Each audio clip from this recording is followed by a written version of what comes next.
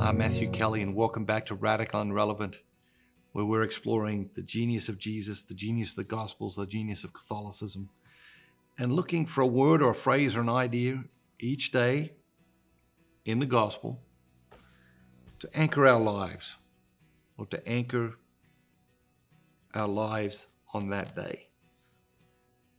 Today's reading comes from the Gospel of Matthew, chapter 5, verses 13 through 16.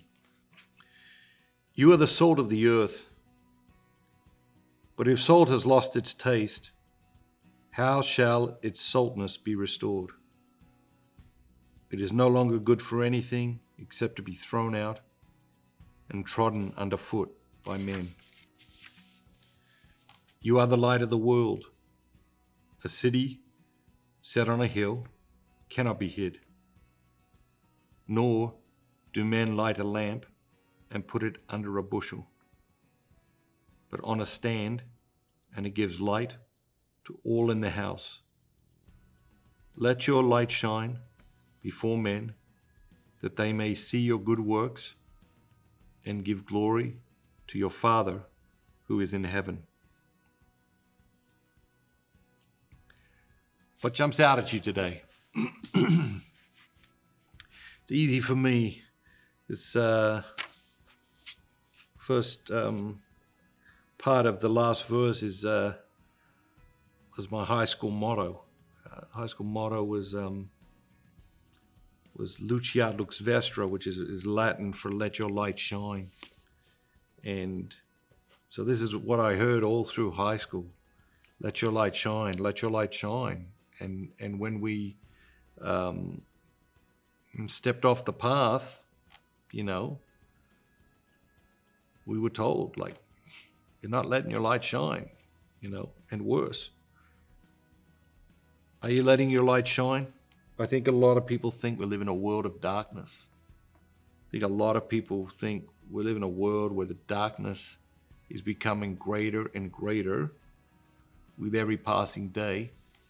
And that's an indictment on us as Christians, because that means we're not letting our light shine. The reality is the smallest light in a room full of darkness, the smallest light dispels all the darkness. There's no darkness left anymore. That's how powerful light is. And how we're going to let our light shine, we've got to come to God.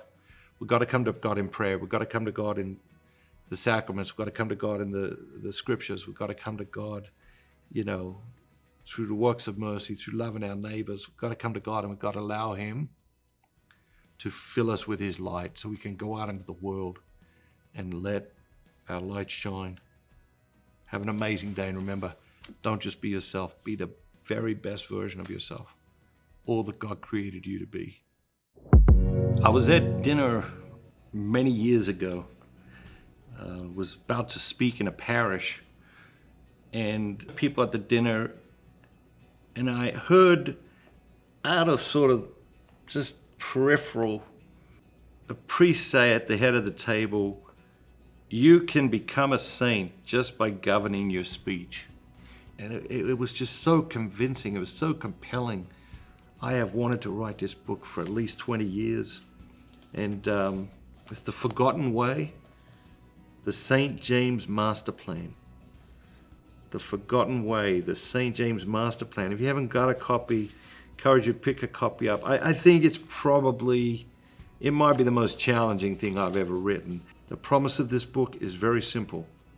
You can transform your life by changing the way you speak. The Forgotten Way, the St. James Master Plan. Hope you pick up a copy today. God bless you, and remember, be bold, be Catholic.